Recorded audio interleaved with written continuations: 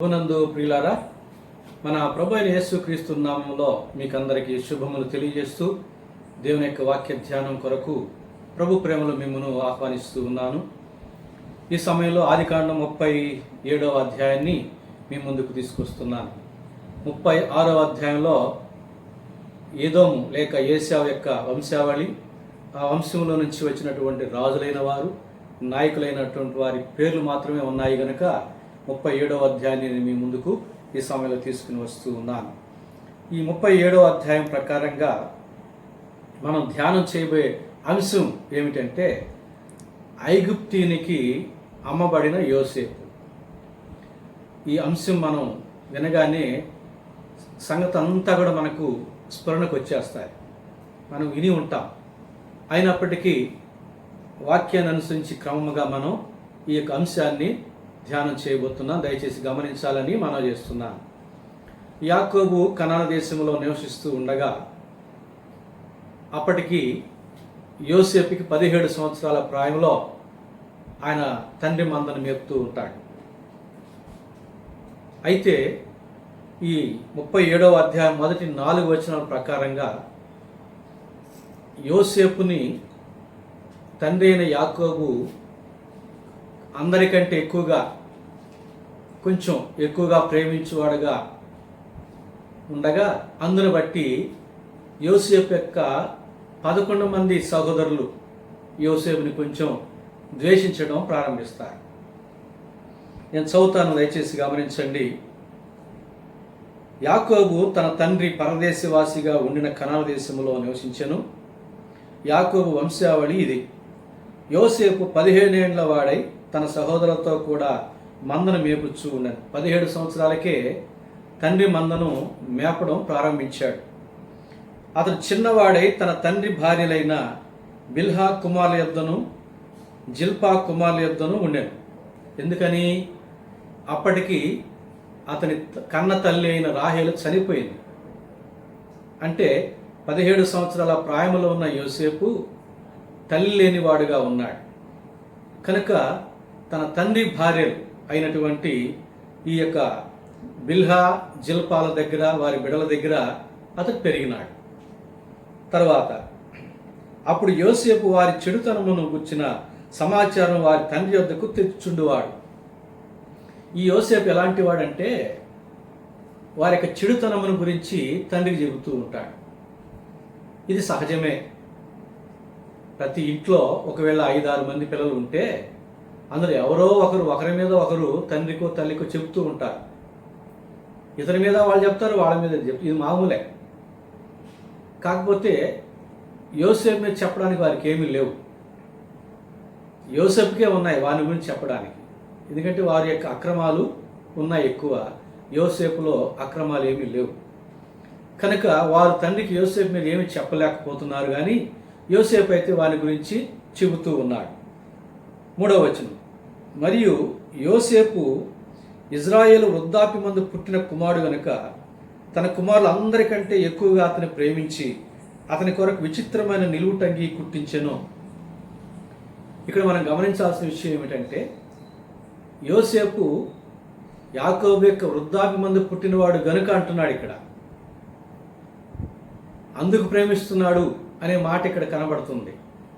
వెంటనే మనకు ఒక సందేహం రావాలి. ఇంకా వృద్ధాప్యంలో పుట్టినవాడు కదా యోసేపు తమ్ముడైన బెన్యామీను, మరి అతని కదా ఇంకా ఎక్కువగా ప్రేమించాలి అలాగైతే అనే సందేహం మనకు రావాలి. వృద్ధాప్యమందు పుట్టిన కారణాన ఎక్కువగా ప్రేమించడం నిజమైతే యోసేపు కంటే ఇంకా వృద్ధాప్యములో యోసేపు తర్వాత పుట్టినవాడు బెన్యామీను. కనుక యోసేపు పుట్టేసరికి యాకోబు వయసు ఎంతో, తన తమ్ముడైన బెన్యామీను పుట్టేసరికి యాకోబు యొక్క వయసు ఇంకా ఎక్కువ. కానీ ఇంకా వృద్ధాప్యంలో పుట్టినవాడు బెన్యామీను, అతన్నే ప్రేమించాలి వృద్ధాప్యంలో పుట్టినవాడు అనేది వాస్తవం అయితే అనే సందేహం మనకు వస్తుంది. ఇక్కడ మనం అర్థం చేసుకోవాల్సిన విషయం ఏమిటంటే యాకోబు మిక్కిలిగా ప్రేమించి చేసుకున్న రాహేలుకి పుట్టిన ప్రథమ సంతానం యోసేపు. వృద్ధాప్యంలో పుట్టినవాడు, తాను ప్రేమించి పెళ్లి చేసుకున్న రాహేలు యొక్క ప్రథమ సంతానం అంటే జ్యేష్ఠ కుమారుడు. ఇంకొకటి బెన్యామీను ఎందుకు ప్రేమించలేదు అని అనుకుంటే, బెన్యామీను పుట్టేటప్పుడే రాహేల్ చనిపోయింది. ఒకవేళ అది కొంచెం బాధ యాకోబుకు ఉండవచ్చు. అందుకనే ప్రసవించేటప్పుడు దుఃఖపుత్రుడు అని అర్థం ఇచ్చే రీతిగా బెనోని అని పేరు పెట్టి చనిపోయింది రాహేలు. దాని యాకోబు బెన్యామీను అని మార్చాడు, కుడి చేతి వాటము గలవాడు అన్నట్టుగా. కాబట్టి యాకోబుకి ఏదైనా కొంచెం ఆ యొక్క దుఃఖం ఉండవచ్చు, మనసు కష్టం ఉండవచ్చు. తాను ప్రేమించిన రాహేలు ఇతడు బెన్యామీను జన్మించేటప్పుడు చనిపోయింది కదా అని. సరే, ఏది ఏమైనా ఇంట్లో ఒక 5-6 మంది పిల్లలు ఉంటే, ఒకరిని తల్లి ఎక్కువగా ప్రేమిస్తే, మరొకరిని తండ్రి ఎక్కువగా ప్రేమిస్తే, ఇలాంటి సహజమే. దానికి కారణాలు అనేకం ఉండవచ్చు. ఇప్పుడు ఏశావు ఇస్సాకు దగ్గర పెరిగాడు కాబట్టి తండ్రి ప్రేమను ఎక్కువగా పొందుకున్నాడు, తల్లి ప్రేమను పొందుకోలేకపోయాడు. అలాగే యాకోబు తల్లి దగ్గర పెరిగాడు కాబట్టి తల్లి ప్రేమను ఎక్కువగా పొందుకున్నాడు, తండ్రి ప్రేమను ఎక్కువగా పొందుకోలేకపోయాడు. ఇది సహజమే, ప్రతి ఇంట్లో ఉండేదే. కొంతమంది పెద్ద కుమారుని ప్రేమిస్తారు, కొంతమంది చిన్న కుమారుని ఎక్కువగా ప్రేమిస్తారు, కొంతమంది తనతో ఎక్కువగా స్పెండ్ చేసే బిడ్డల్ని ఎక్కువగా ప్రేమిస్తారు, కొంతమంది తనలాగే ఉన్నారని, తన చేష్టలే ఉన్నాయని, ఇట్లా ఏదో ఒక కారణం చేత కొంచెం ఎక్కువగా, అది సహజమే. కానీ వీరు ఏం చెప్తున్నారంటే, ఇక్కడ తండ్రి తమ కంటే ఎక్కువగా ప్రేమిస్తూ ఉన్నాడని పగబట్టారట. 4వ వచనంలో అతని సహోదరులు తమ తండ్రి తమ అందరికంటే ఎక్కువగా ప్రేమించడం చూచినప్పుడు వారు అతని మీద పగబట్టి అతన్ని క్షేమ సమాచారమైన అడగలేకపోయిరి. గమనించండి, ఈ 11 మంది ఏం చేయాలి? అక్కడ ఉన్న మందను మేపుతున్నటువంటి వారు ఏం చేయాలి? ఏదో మా వ్యవహారాలు సరిగా లేవు కనుక అవన్నీ తండ్రికి తెలుసు కాబట్టి, యోసేపు మాలాంటి అక్రమకాడు కాదు గనక అతను ఎక్కువగా ప్రేమిస్తున్నాడులే, లేదా తల్లి లేని బిడ్డ కనుక ఎక్కువగా ప్రేమిస్తున్నాడులే అని సరిపుచ్చుకోవాలి. అట్లా ఆలోచన చేయడంలే. వీరు అక్రమకారులైనా యోసేపు కంటే వీరిని కూడా వారితో సమానంగా ప్రేమించాలని వీళ్ళ ఉద్దేశం. అది ఎట్లా వీలు పడుతుంది? తండ్రికి తల్లికి కొంచెం మనసు కష్టం ఉంటుంది కదా వ్యవహారాలను బట్టి. సరే, ఏదేమైనా వీరి యొక్క అక్రమాలని వీరు ఉపేక్షించి తండ్రి యోసేపుని తమ కంటే ఎక్కువగా ప్రేమిస్తున్నాడని పగబట్టడం తోడబుట్టిన సహోదరుని మీద. అది ఎంత మాత్రం తగదు, అది ఎంత మాత్రం మంచిది కాదు. కాకపోతే మనకు విషయం తెలుసు కాబట్టి జరిగిన సంగతులు మనం ఇక్కడ అర్థం చేసుకునే విషయం ఏమిటంటే, దేవుడు అబ్రహాంతో చేసిన నిబంధనలో అబ్రహాం యొక్క సంతానం ఐగుప్తు దేశంలో 400 సంవత్సరాలు బానిసలుగా ఉండాలి గనుక, తర్వాత దేవుడు వారిని అక్కడి నుంచి కనాను దేశాన్ని విడిపిస్తానని వాగ్దానం చేశాడు గనక, అందులో ఆ సంకల్పంలో ఆ ప్రణాళికలో భాగంగా దేవుడు ఇక్కడ ఈ కుటుంబంలో ఇలాంటి పరిస్థితిని కల్పిస్తున్నాడని ఎందుకన్నానంటే, ఆ పరిస్థితి అట్లా ఉండగా దాన్ని సరిచేయకుండా దేవుడు ఏం చేశాడు? ఇంకొంచెం పెంచాడు. ఎట్లా పెంచాడు? యోసేపుకి 2 కళలు ఇచ్చాడు. ఆ కళల వలన ఆ ఇంట్లో ఇంకా యోసేపు మీద, చివరికి తల్లిదండ్రులకు కూడా యోసేపు మీద కొంచెం మనసు కష్టం కలిగే రీతిగా కళలను దేవుడు ఇచ్చాడు. కళలు దేవుడే కదా ఇస్తాడు. ఆ కళలు జరిగిన కళలే కాబట్టి దేవుడు ఇచ్చాడని నేను చెబుతున్నాను. ఆ కళలు ఏమిటో చూద్దాం. 5వ వచనం నుంచి 8వ వచనం వరకు ఉన్న వాక్య భాగంలో ఆ కళలు ఏమిటో మనం చూస్తాం. 5వ వచనం చదువుతున్నాను. యోసేపు ఒక కళ గాని తన సహోదరులతో అది తెలియచెప్పగా వారు అతని మీద మరి పగబట్టిరి. చూసారా, దేవుడి కళ ఇచ్చాడు, ఆ కళని తన సహోదరులతో చెప్పాడు. ఆ కళను బట్టి వీరు ఇంకా మరి పగబట్టిరి. కొంచెం పెంచుతున్నాడే కానీ తగ్గీయడం లేదు దేవుడు. ఎందుకంటే ఆయన సంకల్పంలో చాలా విషయాలు జరగాలి కనుక అందులో భాగంగా ఈయన దేవుడు ఈ యొక్క కళలు కూడా ఇవ్వడం జరిగాయి. ఇంతకీ 6వ వచనం అతను చెప్పిన కళ ఏమిటో, అతడు వారిని చూచి నేను కనిన ఈ కళను మీరు దయచేసి వినుడి. 7వ వచనం, అదేమనగా మనం చేనిలో పనులు కట్టుచుంటిమి, నా పన లేచి నిలుచుండగా మీ పనులు నా పన చుట్టుకొని నా పనకు సాష్టాంగపడినని చెప్పారు. మొదటి కళ ఏమిటి? మనం పొలంలో పనులు కట్టుతూ ఉన్నాం. పనులు అంటే గోధుమల పంట అనుకుందాం. మన వరి చేల్లో కోసి వాటిని కట్టలు కడతారు కదా, ఆ రీతిగా కణలు కడుతూ ఉండగా ఇతని యొక్క పన చుట్టూ మిగిలినటువంటి పనులన్నీ, అంటే అన్నదమ్ముల యొక్క పనులన్నీ సాష్టాంగ పడ్డాయట. కళ అయితే వచ్చిన కాలం వచ్చినట్టు చెప్పాడు. ఇప్పుడు వీళ్ళు దాన్ని ఎట్లా అర్థం చేసుకున్నారో చూద్దాం. 8వ వచనం, అందుకు అతని సహోదరులు, నీవు నిశ్చయముగా మమ్మను ఏలేదవా, మా మీద నీవు అధికారి వగుదువా అని అతనితో చెప్పి అతని కళను బట్టి అతని మాటను బట్టి అతని మీద మరింత పగబట్టిరి. చూసారా, కళ వచ్చిన దానికే కాదు, చెప్పిన దానికి అందులో ఉన్న భావాన్ని వీళ్ళు అర్థం చేసుకున్న దాన్ని బట్టి ఇంకా పగబట్టడం ఎక్కువై. ప్రభునందు పిల్లారా, అయితే వీళ్ళు అర్థం చేసుకునింది, కళలో ఉన్న వాస్తవాన్ని అర్థం చేసుకున్నది కరెక్ట్గా అర్థం చేసుకున్నారు. ఎందుకంటే తర్వాత అధ్యాయాలు మనం చూస్తాం, అదే జరిగింది.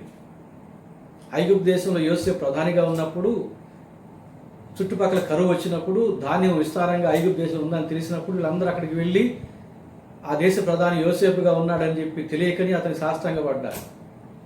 జరిగింది కూడా.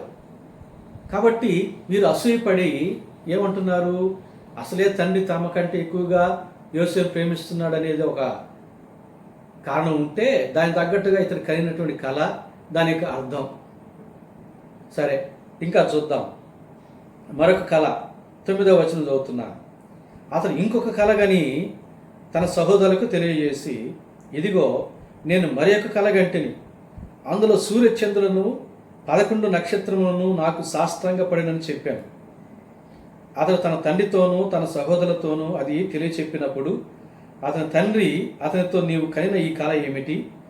నేను నీ తల్లియు నీ సహోదరులను నిశ్చయముగా వచ్చి నీకు సాష్టాంగ పడదమా అని అతనికి అర్థించాను. అతని సహోదరులు అతని యందు అసూయపడిరి. అయితే అతని తండ్రి ఆ మాట జ్ఞాపకం ఉంచుకునేను. ప్రభునందు ప్రియులారా, గమనించండి, ఇక్కడ మరొక కళ కానీ యోసేపు సహోదరులకు చెప్పాడు, తండ్రికి కూడా చెప్పాడు. ఇప్పుడు తండ్రి కానీ సహోదరులు కానీ ఆ కళను అర్థం చేసుకునే విధానం ఏమిటి అంటే వాస్తవాన్ని అర్థం చేసుకున్నారు. ఎందుకంటే తర్వాత అధ్యాయాలు జరిగింది కూడా అదే. ఐగుప్తు దేశంలో యోసేపు ఆ దేశ ప్రధానిగా ఉన్నాడు. ఐగుప్తుని లాగానే ఉన్నాడు చక్కగా. ఇజ్రాయిల్ అంటే గడ్డము జుట్టు పెంచుకుంటారు, ఐగుప్తులు అంటే చక్కగా గడ్డం మీసాలు తల వెంట్రుకలు అన్నీ గొరిగించుకొని శుభ్రంగా ఉంటారు. యోసేపుని కనుగొనలేకపోయారు కనుక అతడు కూడా ఐగుప్తుడే అనుకున్నారు. తెలియకనే వీళ్ళు వెళ్ళి సహోదరులందరూ సాష్టాంగ పడ్డారు. యాకోబు కూడా వెళ్ళి యోసేపు గౌరవం చేయడం జరిగింది. రమ్మంటే రావడం, పలానా ఉండమంటే ఇవన్నీ కూడా. సరే, ఏది ఏమైనా జరిగింది అదే కాబట్టి యాకోబు ఇక్కడ కళను చక్కగా అర్థం చేసుకున్నాడు. ఎట్లా అర్థం చేసుకున్నాడు? యోసేపుకి వచ్చిన కళ ఏమిటట? ఆయన కళలో సూర్యుడు, చంద్రుడు, 11 నక్షత్రాలు అతనికి సాష్టాంగ పడెను అని చెప్పాడు. ఇక్కడ 11 నక్షత్రాలు అంటే యాకోబుకున్న 12 మంది సంతానంలో యోసేపును మినహాయించుకుంటే కలగలిగిన వాడు గనుక మిగిలింది 11 మంది. ఈ 11 మందిని 11 నక్షత్రాలుగా గ్రహించుకున్నాడు యాకోబు. మరి సూర్యుడు, చంద్రుడు, సూర్యుడు అంటే తానుగా భావించుకున్నాడు. మరి చంద్రుడు అంటే నేనును నీ తల్లియు నీ సహోదరులను నీకు సాష్టాంగ పడిందిమా, నీవు మమ్మల్ని ఏలేదివా అన్నాడు కదా. నేనును నీ తల్లి అంటే చంద్రుడిని తల్లిగా భావించాడు. అంటే ఇక్కడ ఒకటి కాదు కదా తల్లి, ఒకటి అనుకుందాం. అప్పటికి యోసేపుకి తల్లి చనిపోయింది, రాహేలు కన్న తల్లి చనిపోయింది. ఇక ఏ తల్లి మిగిలిన మరి తల్లుల్లో ఐగుప్తు దేశానికి వెళ్ళేసరికి ఒక తల్లిగానే మిగిలి ఉంటుందా? దాన్ని అట్లా అనుకున్నాడా యాకోబు? లేక ఉన్నటువంటి తల్లులందరినీ చంద్రుడిలో ఇముడ్చుకొని చూశాడా ఒకే తల్లిగా? ఏది ఏమైనా యాకోబు మాత్రం ఆ కళని అర్థం చేసుకున్న రీతి యథార్థంగా అర్థం చేసుకున్నాడు, గద్దించినాడు. ఇక్కడ మరొక విషయం మనం గ్రహించాలి. యాకోబు యోసేపుని గద్దించేం ప్రయోజనం? మనమేమైనా సొంతంగా ఇష్టపూర్వకమైన కళలు కనగలమా? అవి పగటి కళలు అవుతాయి, అవి నెరవేరుతాయా? మనం ఇష్టపూర్వకంగా కనేటటువంటి కళలు పగటి కళలు అవుతాయి. ఏదో ఊహాలోకంలో మనం గాలి మేడలు కట్టుకుంటూ ఉంటాం, అవి నెరవేరేవి కాదు కదా. అలాంటి కళ అయితే నేను ఈ రీతిగా పగటి కళ కన్నాను, ఈ రీతిగా ఊహించాను, ఈ రీతిగా ఆశించాను, ఈ రీతిగా గాలి మేడలు కడుతున్నట్టు ఏంటి నువ్వు మమ్మల్ని ఏలాలనుకుంటున్నావు అని గద్దించవచ్చు. అలాంటి కళ కాదు వచ్చింది, నిద్రలో వచ్చిన కళ. నిద్రలో వచ్చిందంటే ఇతని ప్రమేయం లేకుండానే ఆ కళ వచ్చింది, అది దేవుడిచ్చిన కళ. మరి ఇతన్ని గద్దించడం ఏమిటి? యాకోబు ఆ భావాన్ని గ్రహించిన వాడై, ఏంటి నా కుమారునికి నేను గౌరవం, నేను సాష్టాంగ పడతానా, నమస్కరిస్తానా, ఇది ఎంత అవమానం నాకు అన్నటువంటి బాధతో కొంచెం కోపగించి గద్దించాడు. అయితే సహోదరులందరూ కూడా యోసేపు మీద మరీ పగబెట్టారు, అసూయపడి. ఏంటి తండ్రి ప్రేమను పొందుకున్నాడు, మా మీద చాడీలు చెబుతున్నాడు, వరుసగా కళ మీద కళలు కంటున్నాడు, అన్ని కళలు కూడా మమ్మల్ని ఏలేటటువంటి కళలే కంటున్నాడు, ఒకవేళ ఇతని ఆశ, అతని ఉద్దేశం అదే అయి ఉంటుంది అని వారు అసూయపడి మరీ పగబట్టి అసలు క్షేమ సమాచారాలు కూడా పలకటం లేదు. అందరూ కలిసి అక్కడక్కడ పొలంలో మందలు మేపుతూ ఉన్నా అందరూ మాట్లాడుకుంటున్నారు, కానీ యోసేపును మాత్రం వేరుగా చూస్తూ ఉన్నారు. యోసేపు భరిస్తున్నాడు మౌనంగా. తర్వాత మనం గమనించినట్లయితే 12వ వచనం నుంచి 24వ వచనం వరకు ఉన్న వాక్య భాగంలో చూస్తే, షెకెములో వీరందరూ అన్నదమ్ములందరూ వెళ్ళి మందలు మేపుతూ ఉంటారు. యాకోబు దగ్గర యోసేపు ఉంటాడు. షెకెములో మేపుతున్నారు, చాలా కాలం అయింది. యాకోబుకు ఒక ఆలోచన వచ్చింది. షెకెము పట్టణాన్ని వీళ్ళంతా కూడా చెరపట్టారు కదా, పురుషులందరినీ చంపేసి పిల్లల్ని స్త్రీలని చెరపట్టి మందల్ని మరి ధనధాన్యాలు అంతా దోచుకుని వచ్చేసారు కదా. మళ్ళీ ఇప్పుడు ఆ షెకెము పట్టణంలో మళ్ళీ వేరే వాళ్ళు వచ్చి ఆ ఇల్లు వాట పొలాలంతా ఆక్రమించుకుని అక్కడ నివాసం ఏర్పాటు చేసుకున్నారు. మళ్ళీ వీళ్ళు షెకెము అనే ప్రాంతంలోనే వీళ్ళు మందలు మేపుతున్నారు. ఒకవేళ అక్కడ ఉన్నటువంటి ఆ పట్టణస్థులు వీరే కదా పలానా టైంలో చేసిందని గుర్తించి వీళ్ళకి ఏదైనా కీడు చేశారేమో అనేటువంటి భయము యాకోబుకి వచ్చింది. వచ్చి తనతో తన ఇంట ఉన్న యోసేపుని పిలిచి, అయ్యా నీవు ఈరోజు షెకెముకి వెళ్ళాలి, చాలా కాలమైంది మీ అన్నదమ్ములు వెళ్ళి, మీ యొక్క సహోదరులందరూ కూడా వెళ్ళి చాలా కాలమైంది, సమాచారం ఇంకా నాకు తెలియలేదు, కాబట్టి నీవు అక్కడికి వెళ్ళి వారి యోగక్షేమాలు తెలుసుకొని నాకు సమాచారం తెలియజేయాలి అని చెప్పి యోసేపుని పంపించడం జరిగింది. యోసేపు కూడా సంతోషించాడు, తండ్రి మాటను జవదాటలే. చెప్పొచ్చు, అయ్యా నా మీద వాళ్ళు అసూయపడుతున్నారు, పగబట్టున్నారు, నాకేదైనా కీడు చేస్తారేమో అందుకని నేను భయపడుతున్నాను అని చెప్పి తప్పించుకోవచ్చు. కానీ అవేమీ చెప్పాలా.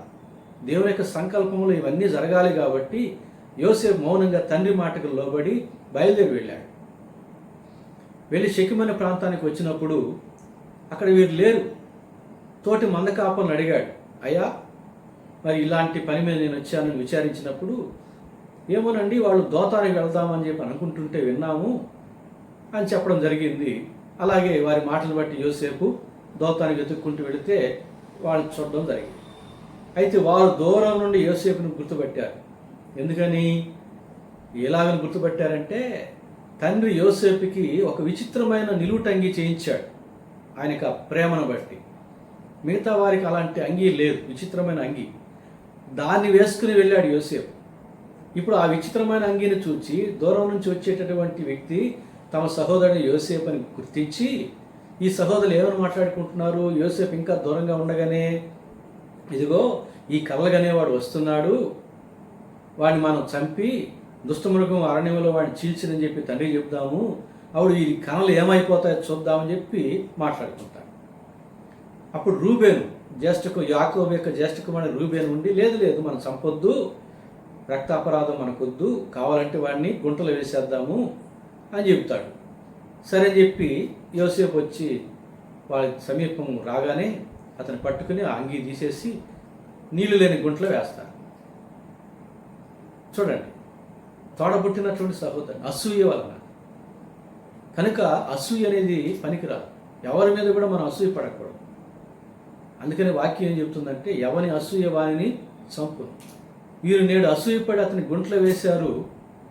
తర్వాత ఎట్టకేలకు అతడు ఐగుప్తులో ప్రధాని అయ్యాడు. వీరు వెళ్ళి అక్కడికి వెళ్ళి ఆయనకి నమస్కరించారు కదా, ఆయనకి లోబడ్డారు కదా. వీళ్ళ అసూయ ఏమైంది? వీళ్ళు అనుకున్న కార్యం జరగలేదు, దేవుడు అనుకున్న కార్యమే జరిగింది. కనుక మనం అసూయను విడిచిపెట్టాలి. తర్వాత గుంటలో వేశారు. గుంటలో వేసిన తర్వాత వీరు భోంచేసేటటువంటి సమయంలో దూరం నుంచి ఇష్మాయేలీలు ఒంటెల మీద సరుకులు తీసుకుని వెళుతున్నారు ఐగుప్తు దేశానికి వ్యాపారం చేయడానికి. బోళము, గిగ్గిలము, గంధవర్గం అవన్నీ కూడా వీరు గుర్తుపెట్టారు. ఇదిగో ఇష్మాయేలీలు వెళ్తున్నారు ఐగుప్తు దేశానికి వ్యాపారం నిమిత్తము, గుంటలో వేస్తే మనకేమొస్తుంది? అక్కడ సహోదరులు యోధా అనేటటువంటి సహోదరుడు చెబుతాడు ఈ మాటలు. వాడిని తీసి వారికి అమ్మేద్దాము, మనకు కొంత పైకి మన్న వస్తుంది అని సలహా ఇస్తాడు. సరే మంచిది. అప్పటికి రూబేన్ లేడు అక్కడ. సరే మంచిది అని చెప్పి అంటారు. రూబేన్ వచ్చేసరికి గుంటలో నుంచి ఆ యోసేపుని తీసుకుని ఇష్మాయేలుకి అమ్మివేస్తాడు. అమ్మివేసిన తర్వాత ఇష్మాయేలు వాడిని కొనుక్కొని 20 తులములకు వెండికి అమ్మివేస్తారు. 20 తులాల వెండికి అమ్మివేస్తారు. వారు కొనుక్కుంటారు. ఎందుకంటే ఆ రోజుల్లో మనుషులను కూడా కొనుక్కునేవారు. పశువుల్లాగా పొట్టేళ్ళు, గొర్రెలు, మేకలు ఇట్లా మందల్లాగా కొనుక్కునేటటువంటి వాడుక కలవు. వారిని బానిసలు అంటారు, దాసులు అంటారు. మనుషులు కొనుక్కుంటారు, అమ్ముతారు. వారికంటూ హక్కులు ఏమీ ఉండవు. వారి ఆస్తికి కానీ వారి ప్రాణానికి కానీ ఏ హక్కులు ఉండవు. వారి పక్షంగా మాట్లాడేవారు కూడా ఎవరు ఉండరు. వారికంటూ ఏ చట్టం ఉండదు. పశువులకి ఏ రీతిగా ఏమీ హక్కులు ఉండవో ఆ రీతిగా అమ్మబడి కొనబడేటటువంటి మనుషులకు కూడా ఉండవు. కనుక యోసేపుని ఏమని చెప్పుకుంటారు వాళ్ళు? అయ్యా మా సహోదరుడిని చెప్పుకుంటారా? చెప్పలేరు. పోనీ వీళ్ళు మేము అబ్రహాం సంతానం అని కూడా చెప్పి ఉండరు. చెప్పి ఉంటే ఇష్మాయిల్ ఎవరు? అబ్రహాం సంతానమే కదా, బంధువర్గమే కదా. అందుకని ఏం చెప్పి ఉంటాడు? మా యొక్క ఇంట పుట్టిన దాసుడని ఏదో చెప్పి ఉంటారు. అబద్ధాలు చెప్పి అమ్మేశారు. అమ్మేసిన తర్వాత వారు కొనుక్కున్నారు. 20 తులాల వెండి ఇచ్చి కొనుక్కున్నారు. ఐగుప్తు దేశంలో మరి ఇంకా ఎక్కువగా అమ్ముకుందాము, లాభం సంపాదించుకుందాము అని చెప్పి కొనుక్కున్నారు. వారు తీసుకుని వెళ్ళారు. అప్పుడే రూబేను వచ్చాడు. రూబేను వచ్చి తమ్ముడు ఎక్కడా అని అంటే, లేదండి ఇదిగో ఇట్లా చేసేసాము, ఎందుకు ఆ గుంట్లో ఉంటే మనకు ఏమొస్తుంది అని చెప్పి మేము అమ్మేసాము, 20 తులాల వెండి అమ్మాము, కాబట్టి నీ భాగం ఇది తీసుకో అని చెప్పి ఆయన భాగం కూడా ఇచ్చి ఉంటారు. రూబేను ఆ భాగానికి సంతోషించలేదు. కానీ నేను ఇంటికి పెద్దవాడిని కదా, జ్యేష్ఠ కుమారుని కదా, మీ అందరి యొక్క బాధ్యతలు నా మీద ఉన్నాయి కదా, తండ్రి నన్ను అడుగుతాడు కదా, కాబట్టి నేనేం చెప్పాలి తండ్రికి అని దుఃఖపడతాడు. దుఃఖపడినప్పుడు వీళ్ళు మరలా ఒక ఐడియా ఇస్తారు. ఏం ఐడియా ఇస్తారంటే 31వ వచనం చదువుతున్నాను. వారు యోసేపు అంగీని తీసుకొని ఒక మేకపిల్లను చంపి దాని రక్తములో ఆ అంగీ ముంచి ఆ విచిత్రమైన నిలువుటంగీని పంపగా వారు తండ్రి యొద్దకు వారిని తెచ్చి ఈ పని చేద్దామని చెప్పి అంటారు. అయ్యా నువ్వేమీ భయపడక్కర్లే, ఒక మేకపిల్లను చంపుదాం, ఆ రక్తంలో ఈ అంగీని ముంచుదాం, తండ్రి యొద్దకు తీసుకుని వెళ్ళి ఇదిగో ఈ అంగీ నీ కుమారుడేమో చూడు, నువ్వు పంపించినప్పుడు నీ కుమారుడికి ఈ అంగీనే వేసావా, ఇదిగో గుర్తుపట్టు, మాకు అరణ్యంలో ఇది దొరికింది, ఒకవేళ నీవు యోసేపుని అంగీ వేసి పంపించి ఉంటే, యోసేపు అయితే మా దగ్గర రాలేదు, మరి మార్గంలో ఇది దొరికింది, ఒకవేళ దుష్టమృగం ఏదైనా చంపి తినిందేమో అనేటటువంటి సందేహం వీళ్ళే చెబుతూ అంగీని ఇద్దాము, చూచి తండ్రి గుర్తుపడతాడు కదా, ఎటు ఇదే అంగీగా తీసుకుని వచ్చింది అని చెప్పారు. ఇక చేసేదేమి లేక రూబేన్ ఏం చేస్తాడు? చేసేదేమి లేక సరేనంటాడు. వీళ్ళందరూ అనుకున్నట్టుగానే కూడా పలుకొని వారు తిరిగి తండ్రి వద్దకు వచ్చినప్పుడు, అయ్యా ఈ అంగీని చూడు, ఈ అంగీకి రక్తం మరకలు ఉన్నాయి, మేము వచ్చేటప్పుడు అరణ్యంలో కనబడింది, ఇది చూస్తూ ఉంటే యోసేపు అంగీలాగా మాకు అనిపించింది, ఒకవేళ నువ్వు యోసేపు మా యొద్దకు ఏమైనా పంపించావా, మాకైతే తెలియదు కదా, నీకు తెలుసు కాబట్టి ఈ అంగీని చూడు, విషయం ఏమిటో చెప్పని అడుగుతాడు. ఆ అంగీని చూస్తాడు యాకోబు. వృద్ధాప్యం ఉన్నా కూడా బాగా పరికించి చూస్తాడు, తరచి చూస్తాడు. ఆ అంగీ యోసేపుదే. తాను ప్రేమతో ఇష్టపూర్వకంగా యోసేపు కుట్టించినటువంటి ఒక విచిత్రమైన అంగీ అది. అలాంటి విచిత్రమైన అంగీ తన ఇంట్లో ఎవరికీ లేదు, తన పరివారంలో ఎవరికీ లేదు. కనుక గుర్తుపట్టాడు. ఆ అంగీకి రక్తపు మరకలు ఉన్నాయి. భయమైపోతా ఉంది యాకోబుకి. ఏమిటి? రక్తపు మరకలు ఉన్నాయి ఈ యొక్క అంగీకి. అంగీ మాత్రం వచ్చింది, కుమారుడేడి, నేను మిక్కిలిగా ప్రేమించి నా కుమారుడేడి అని భయపడుతూ ఉన్నాడు. తర్వాత అంటున్నాడు, దుష్టమృగము అతన్ని చీల్చి తినివేసిందేమో, నేను ఈ వృద్ధాప్యములో దుఃఖముతో నేను నెమ్మది లేకుండా, సమాధానం లేకుండా సమాధికి వెళ్ళవలసి ఉన్నదేమోనని దుఃఖించి ప్రలాపించి ఏడుస్తూ ఉంటాడు. ఇంట ఉన్నవారు కొడుకులు కుమార్తెలు అందరూ వచ్చి ఎంత ఓదార్చినా దుఃఖ నివారణ కాదు. మనం ఆ వచనం కూడా చూస్తాం, ఆ వచనం కూడా చదువుదాం. ఆదికాండం 37వ అధ్యాయం 34వ వచనం, 33వ వచనం చదువుతాను. అతడు దాన్ని గుర్తుపట్టి, ఈ అంగీ నా కుమారుదే, దుష్టమృగం వాని తినివేశను, యోసేపు నిత్యముగా చేర్చబడిన నేను. యాకోబు తన బట్టలు చింపుకొని తన నడుమున గోనెపట్ట కట్టుకొని అనేక దినములు తన కుమారు నిమిత్తం అంగలాచుచూ ఉండగా అతని కుమారులందరూ అతని కుమార్తెలందరూ అతని ఓదార్చుటకును యత్నము చేసి. ఇక్కడ సందేహం రావచ్చు, అతని కుమార్తెలందరూ అంటున్నాడే, యాకోబు ఒకే కుమార్తె దీనా. సందేహం రావచ్చు. గమనించాల్సిన విషయం ఏమిటంటే, కుమార్తె బిడలు, కుమారుల యొక్క బిడలలో ఉన్నటువంటి కుమార్తెలు వారందరినీ కూడా, మనవరాళ్ళందరూ కూడా కుమార్తెలుగానే పరిగణించబడతారు. కాబట్టి ఇక్కడ కుమారులందరూ అంటే 11 మంది కుమారులే కాకుండా వారి కుమారులు కూడా, అంటే మనమణులు కూడా కుమారుల కిందే, మనవరాళ్ళు కూడా కుమార్తెల కిందే లెక్క. కాబట్టి యాకోబు దుఃఖములో ఉంటూ ఉండగా అతని కుమారులందరూ అతని కుమార్తెలు అందరూ అతన్ని ఓదార్చుటకు యత్నము చేసిరి. అయితే అతడు ఓదార్పు పొందనొల్లక, నేను అంగలార్చుచు మృతుల లోకమునకు నా కుమారుని యొద్దకు వెళ్ళేదను అని చెప్పి అతని తండ్రి అతని కోసం ఏడ్చెను. ఇక్కడ మనం గమనించాలి, ఏమంటున్నాడు? నేను దుఃఖపడుతూ నేను మృతుల లోకములోనికి నా కుమారుని యొద్దకు నేను వెళ్ళేదను అంటూ ఉన్నాడు. అంటే యాకోబు ఎక్కడికి వెళతాడు? మృతుల లోకానికి వెళతాడు. మృతుల లోకం 2 భాగాలు, ఒకటి వేదనకరమైన స్థలము, రెండవది నెమ్మదికరమైన స్థలం. ఇది ధనవంతుడు లాజరు కథలో మనకు అర్థమయ్యే విషయం. కాబట్టి ఇప్పుడు యాకోబు ఎక్కడికి వెళ్ళాలి? చనిపోయిన తర్వాత ఖచ్చితంగా నెమ్మదికరమైన స్థలము, అబ్రహాం ఉండేటటువంటి పరదేశకే వెళ్ళాలి, వెళ్తాడు. ఇది మన యొక్క నమ్మకం. ఎందుకంటే దేవుడు ఏమన్నాడు? నేను అబ్రహాము దేవుడును, ఇస్సాకు దేవుడు, యాకోబు దేవుడునని తరతరాలకు అతిశయముతో చెప్పుకున్నాడు. అలాంటి యాకోబు చనిపోతే ఎక్కడికి వెళ్ళాలి? పరదేశకే వెళ్ళాలి. కాబట్టి ఇక్కడ యాకోబు ఏమంటున్నాడు? నేను దుఃఖముతో చనిపోయి మృతుల్లోకంలో నా కుమారుని యొద్దకు వెళుదును అంటున్నాడు. అంటే యోసేపు కూడా ఎక్కడికి వెళ్తాడని యాకోబు యొక్క ఉద్దేశము? ఆ రోజుల్లో తగిన రీతిగా సమాధి చేయబడకపోతే, దుష్టమృగము చేత చీల్చబడి చనిపోతే, మరణం అనేది చక్కగా రాకపోతే, మర్యాదకరమైన మరణం రాకపోతే వేరుగా భావిస్తారు, వేరుగా ఆలోచన చేస్తారు. మరి యోసేపు అసలు చంపబడలేదు మనకు తెలుసు, అక్కడున్న ఆ కుమారులకు తెలుసు. కానీ యాకోబు దృష్టిలో ఏంటి? దుష్టమృగము చేత చేర్చబడినాడు అని. అలాంటి మరణం పొందిన వారు పరదేశికి వెళతారన్నటువంటి ఆలోచన చేయడం కష్టం ఆ రోజుల్లో. అయినా కానీ యాకోబు ఏమంటున్నాడంటే, నేను దుఃఖముతో చనిపోయినా కూడా నేను ఎక్కడికి వెళతానంటే, యోసేపు ఎక్కడికి వెళ్ళాడో మృతుల లోకంలో అక్కడికే నేను వెళ్తానంటున్నాడు. మృతుల లోకంలో యోసేపు లేడు, ఐగుప్తు దేశంలో ఉన్నాడు. యాకోబు కూడా ఐగుప్తు దేశానికి వెళ్ళాడు. తన కుమారుడు యోసేపు ఎక్కడ ఉన్నాడో, ఏ ఐగుప్తు దేశంలో ఉన్నాడో అక్కడికే వెళ్ళాడు మొదట. ఆ తర్వాత యాకోబు వెళ్ళినటువంటి పరదేశికి యోసేపు తర్వాత వచ్చాడు. గమనించాలి, ఇక్కడ యాకోబు ఏమంటున్నాడంటే, తన కుమారుడు యోసేపు చనిపోయాడని భావిస్తున్నాడు కాబట్టి నా కుమారుడు పోయిన చోటికి నేను కూడా వెళ్తాను అన్నాడు. కానీ వాస్తవంగా యాకోబు ముందు వెళ్ళాడు, తర్వాత యోసేపు వెళ్ళాడు. యాకోబు వెళ్ళిన మృతుల లోకములో యాకోబు వెళ్ళిన స్థలానికి యోసేపు వెళ్ళాడు. జరిగింది అది.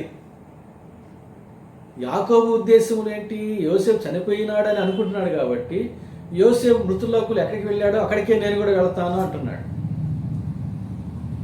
ఆ మాటని మరొక రకంగా చూస్తే జరిగింది అదే. యోసేపు ఐగుప్తు దేశానికి వెళ్ళాడు, యాకోబు కూడా తన పరివారాన్ని తీసుకొని ఇంచుమించు 70 మందిని తీసుకొని ఐగుప్తు దేశానికి వెళ్ళాడు. అది మనం ఆదికాండం 37వ అధ్యాయం చివరి వచనంలో చూస్తాం. ఎందుకంటే వీళ్ళు, ఈ ఇష్మాయేలు యోసేపుని కొనుక్కొని ఐగుప్తు దేశానికి వెళ్ళి అక్కడ ఎవరికి అమ్మారో చూడండి, 37వ అధ్యాయం 36వ వచనం. మిద్యానీయులు అంటే ఇష్మాయేలీలు, అది వారి యొక్క వంశావళి. వారున్న ప్రాంతం మిద్యాను ప్రాంతం కాబట్టి వారు మిద్యానీయులు అని పిలువబడుతున్నారు. మిద్యానీయులు లేక ఇష్మాయేలీలు ఐగుప్తునకు అతను తీసుకుని పోయి ఎవరిని? యోసేపుని. ఫరో యొక్క ఉద్యోగస్తుడును రాజ సంరక్షక సేనాధిపతియునైన పోతీఫరునకు అతన్ని అమ్మివేసిరి. ఫరో యొక్క ఉద్యోగస్తుడు, ఫరో యొక్క రాజమందిరములో ఉద్యోగస్తుడు. ఏం ఉద్యోగము? రాజ సంరక్షక సేనాధిపతియునైన, అంటే రాజుకి బాడీ గార్డ్స్ ఉంటారు కదా, వారి మీద అధిపతి అన్నమాట ఈ పోతీఫర్ అనేవాడు. అతనికి అమ్మివేశారు. అతను కొనుక్కున్నాడు యోసేపుని, అతను కొనుక్కున్నాడు. ఆ తర్వాత అక్కడి నుంచి అంచెంచెలుగా యోసేపు యొక్క విధానం ఏమిటో మనం తర్వాత ప్రతి అధ్యాయంలో కూడా చూడబోతున్నాం. కాబట్టి ఇక్కడ మనం గమనించాల్సిన విషయం ఏమిటంటే, ఆదికాండం 37వ అధ్యాయంలో తన సొంత సహోదరులే అసూయ చేత యోసేపుని అమ్మడం అనేది చాలా దుఃఖకరమైన విషయం. ఈ రోజులో మనం చూస్తూ ఉన్నాం. అక్కడక్కడ వారికి ఉన్నటువంటి ఇబ్బందులను బట్టి, వారికి అవసరాలను బట్టి సొంత తల్లిదండ్రులే తమ కన్న బిడ్డలను అమ్మివేయడం, అమ్ముకుంటున్నారు కదా. కొంతమంది వాలంటీర్లు వాటిని పట్టుకొని మరలా వాళ్ళకి కౌన్సిలింగ్ ఇచ్చి చేరుస్తున్నారు. అయినప్పటికీ చాలామంది అమ్మబడుతున్నారు, చాలా రకాలుగా అమ్మబడుతున్నారు. ఆ రీతిగా అమ్మబడి చాలామంది వేశ్య వాటికలో చేరిన వారు ఎంతోమంది ఉన్నారు. మరి అనాథాశ్రమాల్లో చేరిన వారు ఎంతోమంది ఉన్నారు. ఇళ్లలో దత్తకి అమ్మబడిన వారు ఎంతోమంది ఉన్నారు, పిల్లలు లేని వారు. నేటి దినాలు అమ్మబడుతున్నారు బిడ్డలు. ప్రభునందు పిల్లారా, ఒక్కసారి మనం ఆలోచన చేద్దాం. మనం ఏమైనా అమ్ముకోవచ్చు, కానీ మన బిడ్డల్ని మనం అమ్ముకునేది. యేసు ప్రభు కూడా చాలా దుఃఖపడుతున్నాడు. యెషయా గ్రంథంలో అంటాడు, మీరు ఎలా అమ్మబడితిరి అంటే మనం పాపమునకు అమ్మబడుట. రోమపత్రిక 6-7 అధ్యాయాల్లో పౌలు అంటాడు, ఇదిగో నేను పాపమునకు అమ్మబడి ఉన్నానంట. ఆ రీతిగా యేసు ప్రభు కూడా తన బిడ్డలమైన మనం పాపమునకు అమ్మబడిన వారముగా ఉంటే దుఃఖపడతాడు. యాకోబు ఏ రీతిగా యోసేపుని గురించి దుఃఖపడ్డాడో, యేసు ప్రభు కూడా మనల గురించి ఆ రీతిగా దుఃఖపడుతున్నాడు. ఒకవేళ మనం పాపమునకు అమ్మబడిన వారముగా ఉంటే యాకోబు వలె మన ప్రభువైన యేసుక్రీస్తు మనల గురించి దుఃఖపడుతూ ఉన్నాడు. మన కొరకే రక్తాన్ని చిందించి ప్రాణం పెట్టాడు. వెల ఇచ్చి తిరిగి మనల్ని కొనుక్కుని తన సొత్తుగా చేసుకున్నాడు. యేసు ప్రభు యొక్క సొత్తు అయినటువంటి మనం క్రీస్తు బిడ్డలముగా, సత్క్రైస్తవులుగా జీవించాలి. అందుకొరకు మనలోని అసూయను తొలగించుకుందాం, పగను తొలగించుకుందాం, మన హృదయాన్ని ప్రేమతో నింపుకుందాం, దేవుని ప్రేమతో నింపుకుందాం. ఈ ప్రేమను లోకానికి చూపించుదాం. అప్పుడే మనం ఈ లోకానికి వెలుగు వంటి వారముగా, ఉప్పు వంటి వారముగా కనబడతాం. దేవుని యొక్క క్రియల ద్వారా అనేక మందిని ఆ ప్రేమ చేత ఆకర్షించి దేవుని యొద్దకు నడిపించగలిగితే దేవుడు మనల్ని బట్టి సంతోషిస్తాడు. ఇంతకాలం మన పక్షంగా దుఃఖపడిన దేవుడు ఇక నుంచైనా మన పక్షంగా ఆనందిస్తాడు. దేవుడు మన యందు ఆనందించేవాడుగా ఉంటాడు, మనం దేవుని యందు ఆనందించేవారుగా ఉంటాం. ఆ రీతిగా మనకు మంచి తీర్మానం చేసుకున్నాం. యేసయ్యా, ఇదిగో నేను ఇంతకాలం పాపమునకు అమ్మబడిన వాడుగా ఉన్నాను. ఇక నుంచి నీవు నీ శిలువ రక్తంతో నన్ను కొనుక్కున్నావు గనక, నేను నీ సొత్తు గనక, ఇదిగో నేను నీ యొక్క బిడ్డగా జీవించడానికి తీర్మానం చేసుకుంటున్నాను. నాకు సహాయం చేయంటే తప్పకుండా సహాయం చేస్తాడు. పరిశుద్ధాత్మ దేవుడు యేసయ్య బిడ్డలముగా జీవించడానికి మనల్ని ప్రేరేపించి నడిపించి దీవించునుగాక. ఆమేన్.